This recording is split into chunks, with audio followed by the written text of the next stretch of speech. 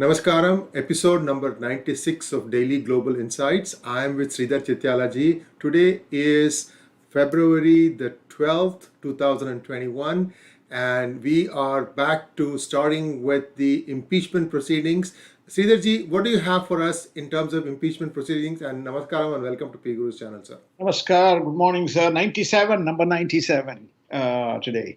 On impeachment proceedings, well, I think the Democrats wrap up their arguments and basically stating, look, replaying and playing those videos, including the dramatic scenes that occurred where Mitt Romney and Nancy Pelosi, running helter and skelter, and then the guys saying, making provocative kind of comments. Somehow the same video did not make that. That's a single article of impeachment, which is namely that Trump somehow insurrected. Lots of facts have emerged subsequent to that, which says all these riots were, even pre-planned well ahead of time. And if you curate the content and provide the verbiage as you see appropriate, then it can look very melodramatic. So, as they said, the blue state has the blues still, and they just could not get it across the Republicans. That's the general impression of their presentation. And the Republicans soon followed, and basically they took the same position, which is to say three essential factors, which is please listen to the speech. He said march peacefully and express your dissent and so on. And you may have appended the words, but nevertheless, that there was those words, which is to say, march peacefully, not to create any damage. So therefore, that the same video was played differently.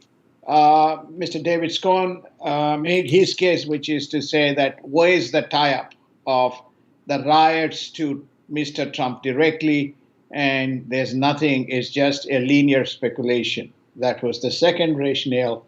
And the third, which we have played out, which is unconstitutionality of the impeachment process or of a president who is no longer a president. So I think the arguments, this is what happens when you have a single article of impeachment and when everything rests on one single piece of evidence, which is namely that the riot somehow was, it's almost like, trying to find whichever and every way to garland President Trump. So the Republicans made their statement, and then, of course, following that, Ted Cruz said very categorically, it's very clear, crystal clear to everybody, Trump will be acquitted because there's clearly no evidence. As far as Senator Graham, he made a similar, he said the impeachment process will end soon, the not guilty votes rising. Then, of course, Adam Schiff said the GOP is still living under the cult of President Trump or ex-President Trump. And Senator Warner said constituents probably went to sleep. They're not interested in paying enough attention. I think we mentioned this yesterday because it's the same rhetoric. So in summary, the drama or the circus hopefully will conclude, in the today, tomorrow. And this particular phase of the trial will conclude. And some senators and House reps have raised the 14th Amendment, Section 3, to see whether they can use that, not to impeach, but restrain him from taking further office. And there's a provision which says a retired president, a senior officer who has taken oath of allegiance, swearing by the Constitution. Bless you. Excuse me. Swearing by the Constitution does not engage arson, rioting, insurrection, all those kinds of things. If that is the case, then such a person can be set aside. So, but many believe that is going down a slippery slope.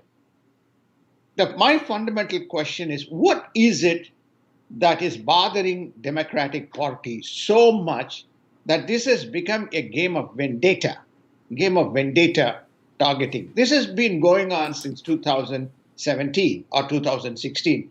The Russian investigations never stopped. For 4 years, they went on and on and on. And then you had the Donald Trump. they probably will. I won't be surprised if these two things fail. I won't be surprised.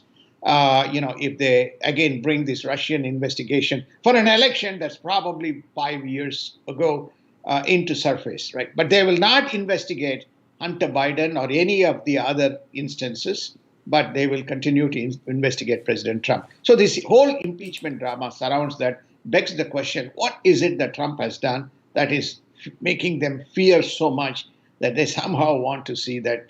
There's also a video that has surfaced of Senator Harris, which talks about, hey, we should be going to any level to take care of President Trump. But this is, we are run by left media around the world. The left media shapes the narrative. The left media communicates what everybody wants to hear. If we haven't covered it, but there is a very interesting article which has a similar analogy to President Trump in Bloomberg, which we'll probably post it on PGurus side, which targets Modi the same way. Article 370, Article 35A, Section 35A. There's riots going on. There is Twitter being banned. There's this. So nobody is guilty. The only person who is guilty is Prime Minister Modi. So similarly, nobody is guilty here. Only President Trump is guilty.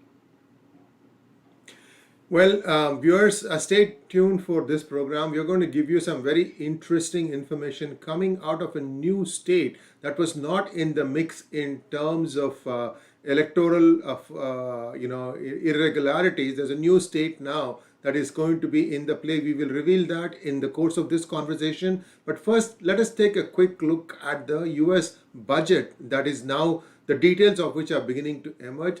Sridharji, this is right up your bailiwick. You love to talk about numbers. Take it away, sir, and help us understand what is in the US budget for 2021.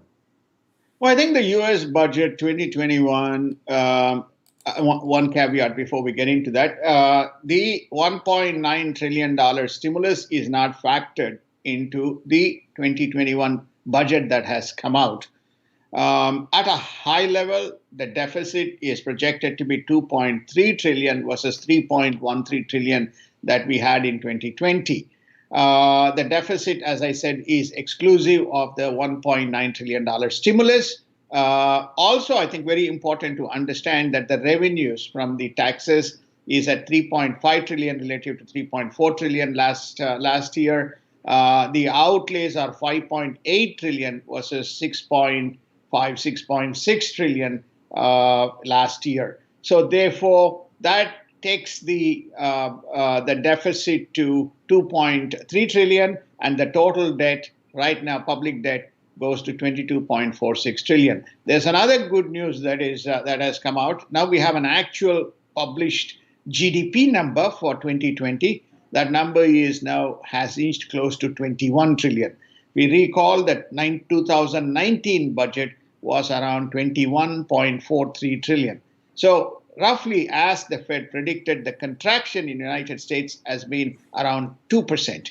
And the amazing number that's going to come out for the 2021 projection without the stimulus is Goldman Sachs states the economy is on good wheels and the GDP is expected to be 6.8%, unheard of in US in recent times. The Fed has projected 4.2%, and actually the CBO, the budget office, has only projected about 3.2%. If you take that number on the lower side, we could finish GDP at 21.95 trillion, which means, if you recall, we had talked about this, the GDP turning the cliff in next year versus this year. No, we're going to turn the cliff this year with this 21.95 on the lower side. If you take the higher side, the 6.8, we would be at 22.43 trillion, which means this has really become like the economic uplift which we saw on the unemployment, retail sales, etc. We may see the GDP lift in 2022. That's an astonishing number, 22.43 trillion. So US economy is very robust and very strong, driven by the consumer sentiments, and obviously this big stimulus has played a part. So That is the high-level headline numbers officially published by the Budget Office. And the new stimulus is actually going to be 1.5 trillion and not 1.9 trillion, isn't it? There has been some cut. There will be. Sorry, sir, I interrupted you. Please complete. So there will be some cut there. And now there's also some interesting developing news that came. A couple of GOP senators were trying to ensure that taxpayer money does not go into funding of the WHO. What happened to that and several other restrictive measures that the GOP was trying to put into the stimulus bill so that the money is reflected for America, for for residents, for citizens of America, and not for illegal immigrants. What are the different things that happened there? And looks like the Democrats are starting to throw their weight around, and many of those things have been taken out. Can you share some details, sir? Sure, indeed. Thank you. So the Goldman Sachs has projected the stimulus to be 1.5 trillion versus 1.9 trillion, and they believe that there will be some cuts. This is Goldman Sachs' belief. But if you listen to Chuck Schumer and if you listen to Nancy Pelosi, they are in no hell mood in terms of cutting. They actually want to add to this 1.9 trillion. So who wins? Let us see. Goldman Sachs are generally insightful in terms of understanding the dynamics. Now, to specific question Mr. Sree Iyer has posed is, what are these things that are likely to be or restrained? First and foremost, paying unemployment or making a direct payment to illegal aliens. Now, that seems to have been removed. Second, paying a fee to WHO. Schumer seems to have removed that restraint. Funding some of the activities around the borders for the immigration and asylum seekers. Okay, you remember that we're going from zero tolerance to 100% tolerance. Okay, so therefore that money. And the fourth, sending money overseas for some of the programs, which does not make any sense for us, for the U.S. taxpayers. So they've effectively diluted everything, and it's gone back as is. And this is the new Senate rules, which Schumer and Mitch McConnell agreed. So the restraints are gone, effectively making it almost, you exist, but you don't exist.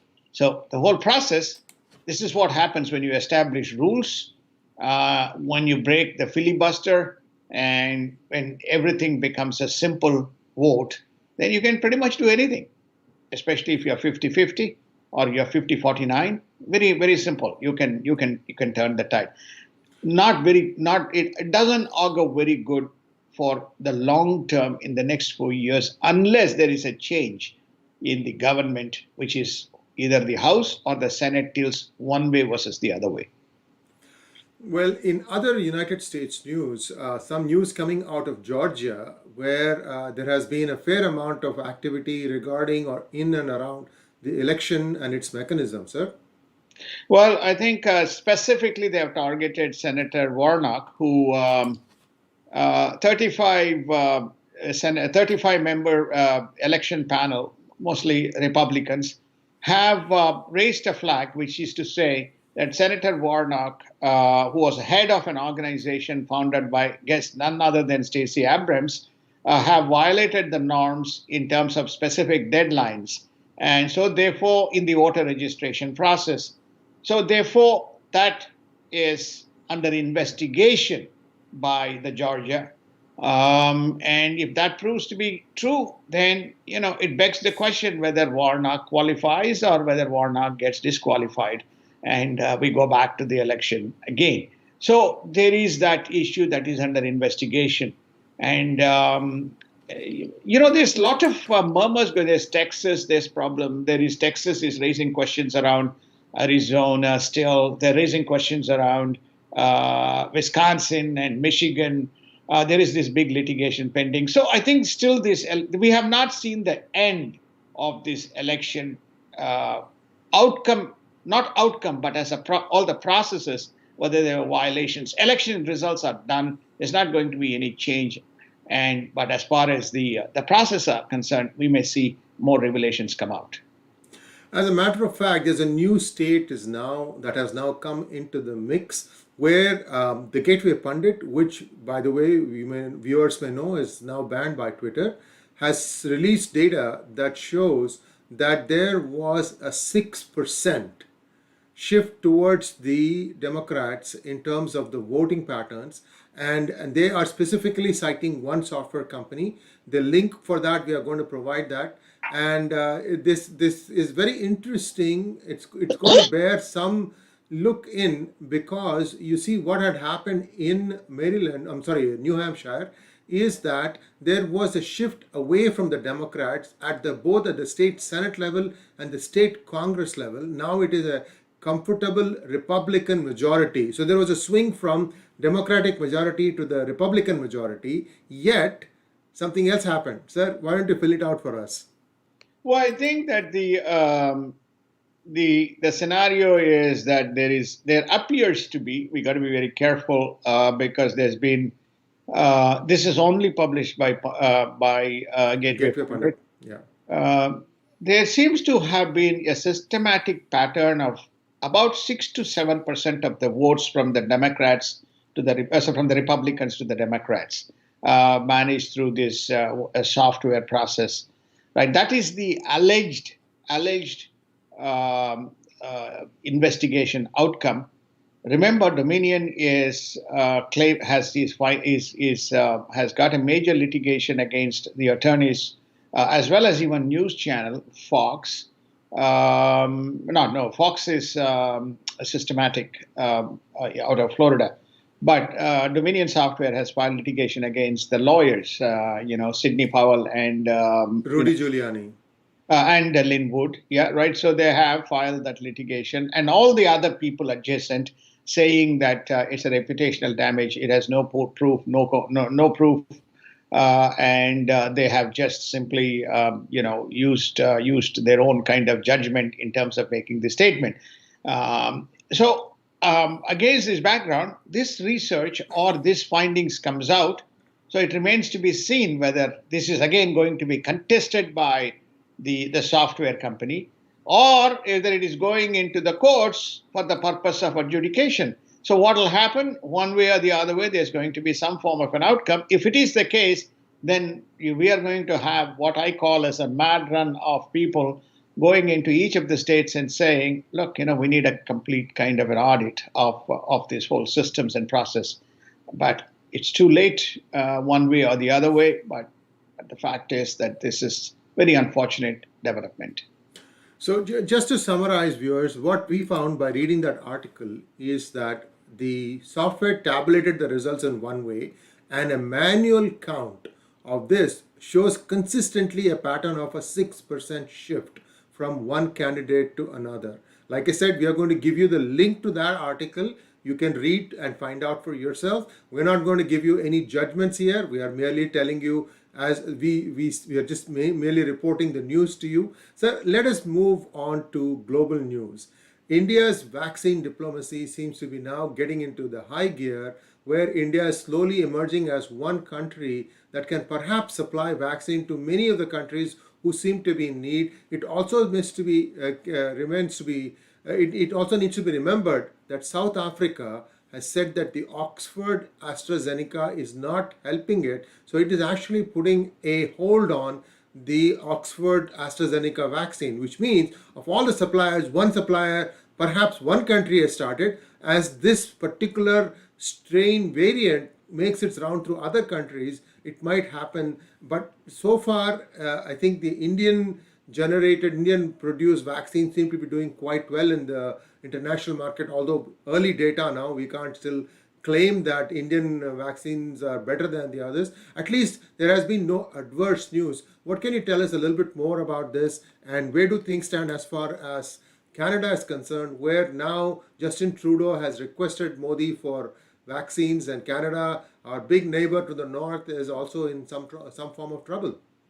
Well, I think Canada, the whole COVID show has been a disaster for President Mr.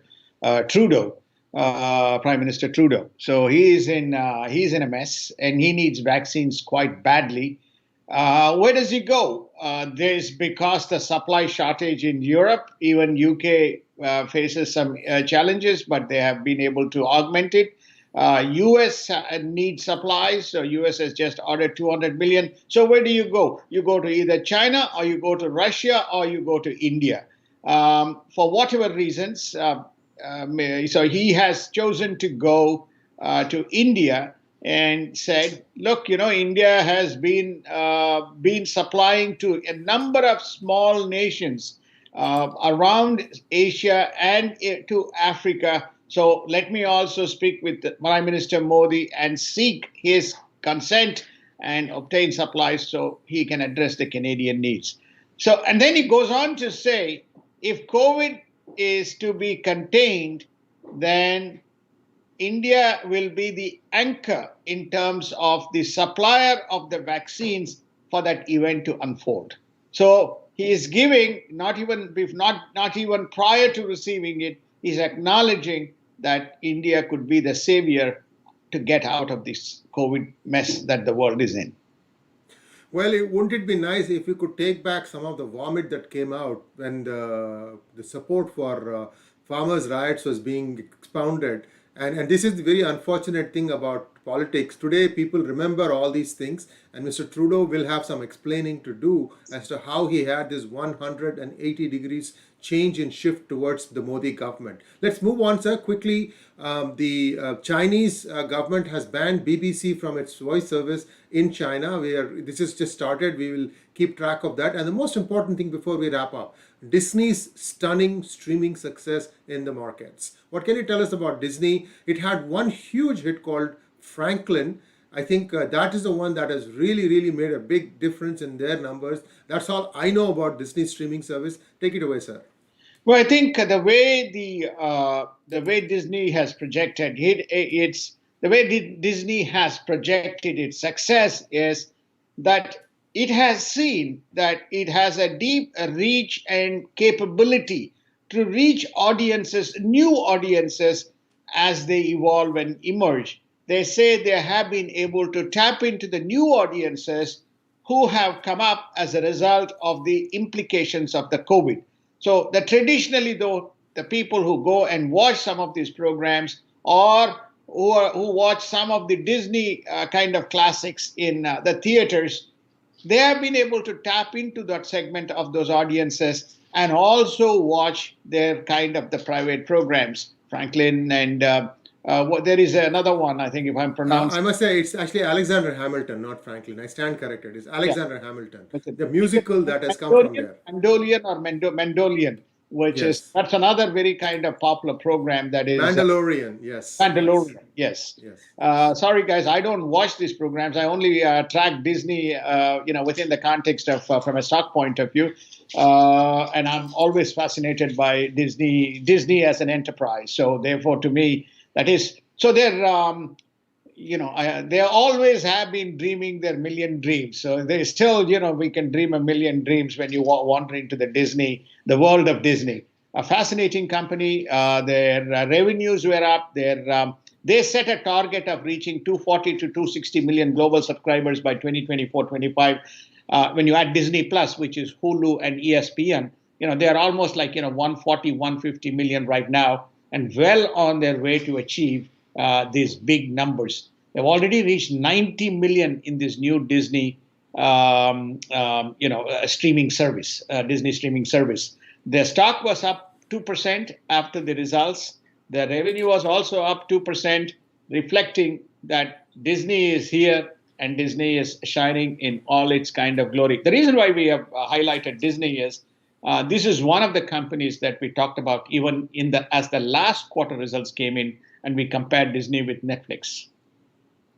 Yes, indeed. And that brings us to a close of today's program. And before we go, I just want to share with our viewers that this book, National Herald Frauds of Mine, it's hitting the stores today, and it will be available for purchase, the hardbound version, very soon on Amazon. Today you can download the Kindle version. Do read it, do support us. Please subscribe to our channel and also donate to our cause. Sridharji, as always, a pleasure to have you on our channel. We'll be back bright and early on Monday. But before that, Tomorrow, there's going to be a fireside chat where TV Mohandas Pai and Sridhar ji will be talking about India's COVID success, also India's economy, where things are headed, and so on. Please do join us for that. It's at 9 p.m. Saturday IST, and it will be live on all the channels of PGurus. And we'll see you there. Namaskar. Namaskar. Have a wonderful day.